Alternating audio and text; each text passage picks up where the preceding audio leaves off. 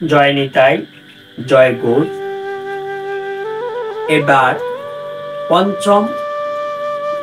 পঞ্চম ভিডিও নিয়ে আপনাদের মাঝে উপস্থিত হয়েছে। সকলের শ্রীচরণে এটাই মিনতি, আমরা মাতৃজঠরে প্রভুর সাথে যে কথা দিয়ে আসছি, এই মিলাটাই আমার মনে হয় তিনটা ভাগে বিভক্ত করছি, কারণ অল্প করে করতে হয় তো, তার জন্য আপনারা সবাই প্রথম থেকে শেষ পর্যন্ত দেখবেন। জয় নিতাই। শত শত জন্মের কথা তখন মনে পড়ে, কত মত স্তুতি করে মহানন্দে পূর্ণ, পরমাত্মা বলে জীব মম কথা শুনো। এবার প্রভু বলতেছে, তুমি আমার কথা শুনো। এই গর্ভবাসে জীব কত কষ্ট পাও, গর্ভবাস ছাড়ি তুমি যমপুর দেশে যাও। জীব বলে, প্রভু আমি সে দেশে যাব না, কতবার যমপুর দেশে, কতবার যমপুর দ্বীপে পেয়েছি যন্ত্রণা। যমপুর দ্বীপে গমনেতে আমার ইচ্ছা নাই, এটা থাকি তব চিরূপ দেখিবারে চাই। তাইলে যেহেতু প্রভুর দর্শন পাইছে, তার জন্য এই জাগতিক জগতে আর আসতে চায়। আসলে এটাই সত্য। এই জন্য প্রভু বলছেন, প্রভুকে ভজন করলে মামেকং শরণং ভজ, আমাকে স্মরণ করো এবং ভজন করো। সর্ব পাপেভ্যো মুখ্যই স্বামী মাস, যে হে অর্জুন, সর্বধর্মানং পরিত্যাজ্যং মামেকং শরণং ভজ, ওহং তাং সর্ব পাপেভ্যো মুখ্যই স্বামী মাস। তিনি আমাদেরকে মুখ্য ধামে প্রেরণ করবে, যে স্থানে গেলে আর আসা যাওয়া লাগে না, জন্ম মৃত্যু বারণ করে, সর্ব পাপ থেকে মুক্ত করে মুখ্য ধামে প্রেরণ করবে। কিন্তু আমরা সেই বস্তুর কাছে না। আজকে কোটি কোটি সনাতন ধর্ম অবলম্বী, একনিষ্ঠ কৃষ্ণ ভক্ত এক কোটিও নেই। এই জন্য হৃদয়ে অনেক দুঃখ লালন করতেছি। আসলে আপনারা যথার্থ ভক্ত হবেন, একনিষ্ঠ প্রভুর ভক্ত হন। কি কথা দিয়ে আসছেন সেই তত্ত্ব বিচার করেন। এই স্থানে যত কষ্ট ছিল যে আমার, সর্ব দুর্ভূত হইল দর্শনে তোমার। 84 লক্ষ জুনি করেছি ভ্রমণ, কবু তবে সঙ্গে দেখা নয় নারায়ণ। 84 লক্ষ জুনি ভ্রমণ করছি, তবু তোমার সঙ্গে দেখা হয় না, তোমাকে লাভ করতে পারিনি। দেখছেন, নিজে কিন্তু মাতৃজঠরে এটা স্বীকার করছি, কিন্তু এখানে এসে ভুলে গেছি আরেকজন যদি আমাদেরকে সেই তত্ত্ব শুধায়, তবু আমরা স্বীকার করতে প্রস্তুত না। আমাদের সমাজ, আমাদের ভাই, আমাদের বাপ, আমাদের মা সঠিকটা চিনলো, তাদের কারণে ভজন করতে পারবে কেন? প্রহ্লাদ মহারাজ নিজের পিতাকে ত্যাগ করে যেহেতু হরির একনিষ্ঠ ভক্ত হইলেন, তাইলে আমরা, আমাদের পিতামাতা তো আমাদেরকে এরকমও কষ্ট দিবেন, এরকম কিছুই করবে না। হয়তো তারা সঠিকটা না বুঝলে সামরিক দুঃখ পাবে, তাদেরকে বুঝান, তাদেরকে শাস্ত্র দেখান। তারা যেখান থেকে আসছেন, আমি আপনি সবাই তো এখান থেকে আসছেন। আমার মা বাবার যদি আমি সঠিক জিনিসটা দেখাই, সঠিক পথে 100% আসতে পারবো, এটা কেন আসতে পারবো না? কোনো মাতা পিতাই এই ব্যাপারে বাধা বিঘ্ন করবেন না। ছেলে সঠিক পথে যাইতেছে, কোন বাধা নেই।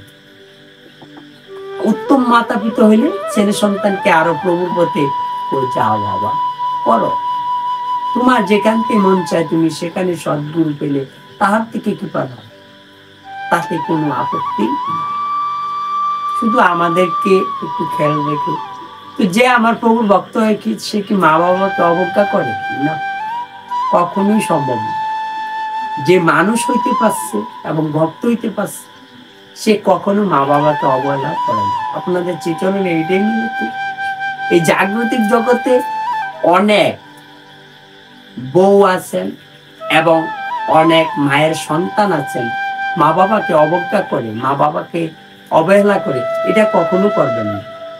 কারণ ভগবানের পরের স্থান মাতা পিতা, প্রথম and the second God second God মাতা পিতা। তাইলে সেই মাতা পিতার মনে কষ্ট দিয়ে আপনি যত ধরনের ধর্ম করেন, যত কিছু করেন, কিছুই লাভ হবে না, কোনো কিছুই আপনার পরিপূরিত হবে না। তাইলে ভগবানকে ভজন করবেন, মাতা পিতাকে অধিক শ্রদ্ধা করবেন এবং নিজের সন্তানের মতো ভালোবেসে তারা যখন বয়োবৃদ্ধ হয়ে যায় তখন নিজে পাশে থেকে সমস্ত কিছু, আপনি ছোট থাকতে যেমন মাতা পিতা আপনার কোনো ক্ষতি চান নাই, তদ্রূপ আপনিও সেইভাবে মাতা পিতার খেয়াল রেখে তাদেরকে আদর যত্ন করবেন, নিজের সন্তানের মতো লালন করবেন। তারা যখন বুড়া হয়ে যায়, বয়োবৃদ্ধ হয়ে যায়, এটাই সন্তানের কর্তব্য। আর একমাত্র মানুষ, আপনি যে মানুষ হয়েছেন এটারই একমাত্র প্রমাণ।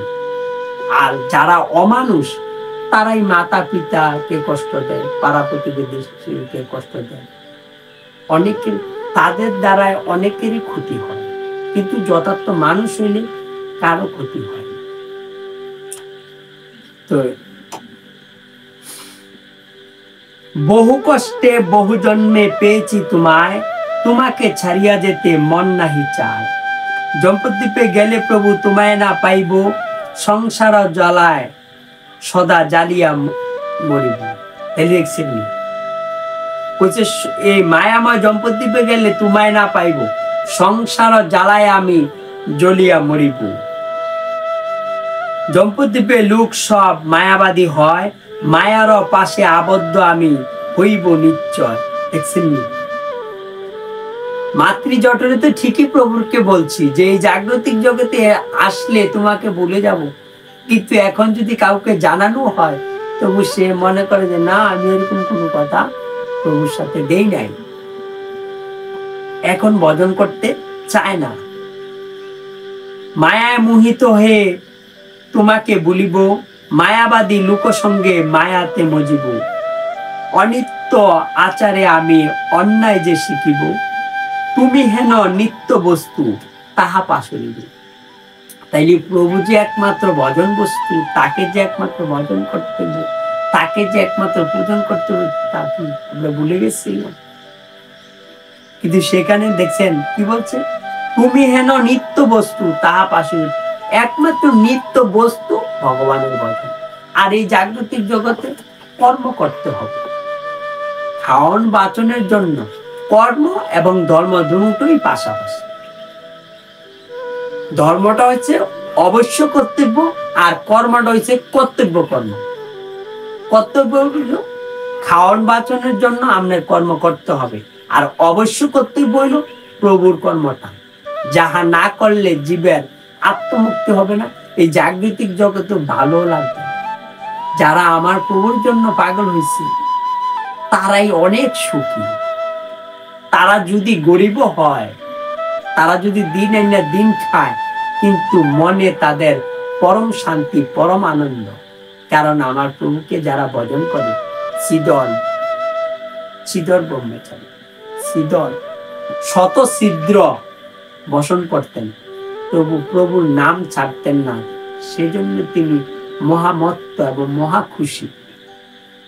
গৌরাঙ্গ সুন্দর শ্রীবাসের গৃহে যখন বিষ্ণু কাটায় বৈশা 7 দিন পর্যন্ত বাবা এসেছিলেন, তখন সেই ছিদরকে ডেকে এনে তাহার মস্তকে প্রভু চরণ দুখানা দিয়ে দিলেন।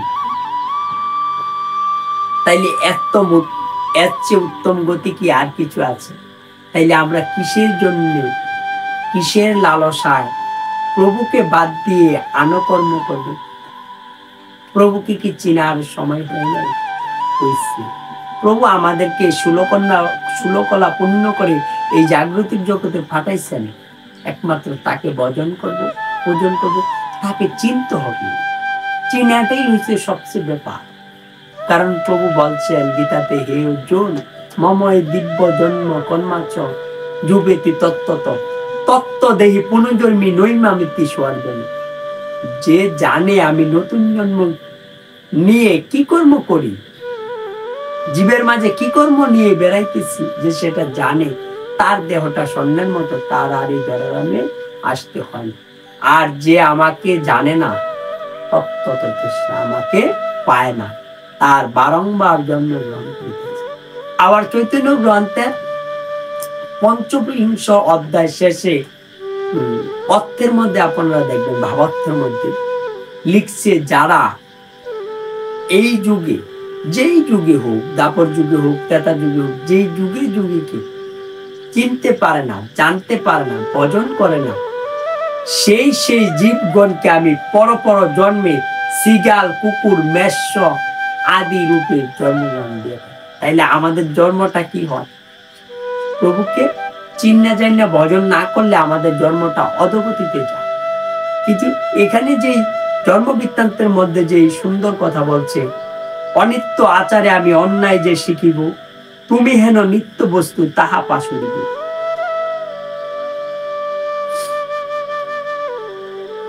পরমাত্মা তুমি হেন নিত্য বস্তু সবই পাশুরিব। জম্পদ্বীপে লোক সব থাকিয়া অজ্ঞানে, পরমাত্মা পরম ব্রহ্ম কিছুই নাহি জানে।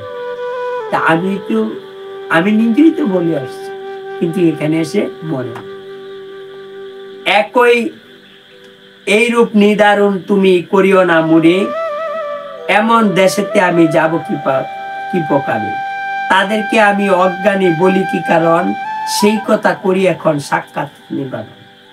তাইলে দেখেন, এই যে প্রভুর কাছে এই জাগতিক জগতের জীব মায়াবাদী হয় কেন, এগুলি বলতেছে আমার সন্তান বলি, কিন্তু আসলে কি আমার সন্তান কেউ আছে? প্রভু কইছে, মাতৃরজে পিতৃ বীজে ঈশ্বরের ইচ্ছা, জীবের জন্ম হইতে কবু মিথ্যা নয়, আমার সন্তান বলি দাবি অকারণ। কারণ মাতৃরজে পিতৃ বীজে কিন্তু সন্তান প্রাণ পায় না, একটা মাংসপিণ্ড তৈরি হয়, কিন্তু প্রাণ হয়েছে ববের প্রাণ, স্বয়ং ঈশ্বর প্রাণ দান করেন, এই জন্য ঈশ্বরের ইচ্ছা। তাইলে আমার সন্তান বলি শুধু অকারণ। এই যে পরে বলছে, মূর বাঞ্ছা খানি আমি তোমাকে জানাই, পুণ্য কর হে দয়াল গোসাই। এত শুনি পরমাত্মা জীবপতি কয়, শুনো উহে যুগ জীব মোর বচন নিশ্চয়। এবার প্রভু বলতেছে যে আমার কথা তুমি শুনো, এই গর্ভবাসে তুমি না পারো থাকিতে, মরিবে তব মাতা বিনা পশুরূপে। মাতৃহত্যার পাপ তবে তাহাতে হইবে, সেই পাপে পুনর্বার নরকে ভুগিবে। তুমি যদি এই জাগতিক জগতে মায়ের গর্ভ ছেড়ে না যাও, তাইলে তোমার মাতা মারা যাবে এবং মাতৃ হত্যার পাপে তুমি পুনর্বার নরক ভোগ করতে হবে। পূর্ব জন্মজিত তোমার যত পাপ ছিল, আমার দর্শনে সব পরিত্যাগ হইল। তাইলে প্রভু কি বলছেন? পূর্ব জন্মজিত আমার যত পাপ ছিল, সকল কিছু প্রভুর দর্শনে দুর্বৃত হইল। সেই পাপ গ্রহণ না করো পুনর্বার, জম্পদ্বীপে তরা করে যাও হে। তাইলে দেখেন, এত সুন্দর কথা কি আর হইতে পারে? প্রভু আমাদেরকে পাঠাইছেন, সুন্দরভাবে পাঠাইছেন, কিন্তু পাঠানোর পর তাহার উদ্ধার মুক্তির হেতুটাও দিয়ে দিয়েছেন, কিন্তু আমরা সেই হেতুটা চিনতেছি না। এখনকার যে সাধু গুরু বৈষ্ণবরা অনেক উত্তম উত্তম ভাবে, অনেক সুর দিয়ে, অনেক কণ্ঠ ভালো শুদ্ধ স্বরে কত সুন্দরভাবে ব্যক্ত করেন, কিন্তু আসলে যুগের ঈশ্বর এখনো চিনতেছে না, যুগের ভজনটা এখনো বুঝতেছে না।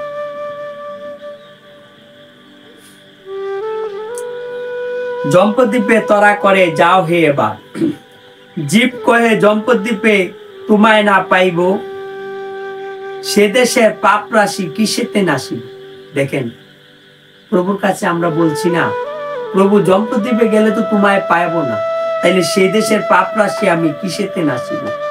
পরমাত্মা বলে, শুনো আমি সাধুর বেশে, জীব নিস্তারিতে সদা গুড়ি জম্পদ্দেশে। তাইলে প্রভু বলছেন, জীব উদ্ধার করার জন্য তিনি জম্পদ্দেশে আসেন, জম্পদ্দেশে ঘুরেন। জীব কয়ে জম্পুদ্বীপে তোমায় না পাবো, সে দেশের পাপ রাশি কিসেতে নাসিব। পরমাত্মা বলে শুনো আমি সাধুর বেশে, জীব নিস্তারিতে সদা গুড়ি জম্পুদ্দেশে। যদি সাধু সঙ্গ কুতা পার করিবার, তার কাছে জিজ্ঞাসীয় সংবাদ আমার। এই সব দেহতত্ত্ব যে বলিতে পারে, তুমি তবে গুরু স্বীকার করো সেই সাধুরে। তাইলে শুধু ভক্ত সজ্জন সকলের চিচরণে এটাই নিবেদন, এই যে পয়ারগুলি বলল, তাইলে সেই সাধুকে প্রভু বলছেন আমি সাধুর উপদরি সদাই জম্পুদ্বীপে ঘুরি, যেদিন পাইবে ওই সাধুর দর্শন, জিজ্ঞাসীয় সংবাদ আমার। যে এইসব দেহতত্ত্বের কথা বলিতে পারে, তুমি গুরু স্বীকার করো সেই সাধু। তাইলে একমাত্র সেই সাধুটাকে স্বীকার করতে এবং তার কাছে জিজ্ঞাসীয় সংবাদ আমার। যে এসব দেহতত্ত্বের কথা বলতে পারে, তুমি গুরু স্বীকার করো সেই সাধু। তুমি তবে গুরু স্বীকার করো সেই সাধুরে। তার মুখে মহামন্ত্র শুনিবে, তখন মহামন্ত্র চৈতন্য রূপে পাবে দর্শন। মহামন্ত্র স্মৃতিপূর্ণ যদি না হইবে, 84 লক্ষ জুনি আবার ভঙ্গিবে। সকল ভক্তবিন্দুর চিচরণে অনন্ত অনন্ত কোটি দণ্ডবত। আমার এই অদমের ভুল ত্রুটি ক্ষমা করবেন।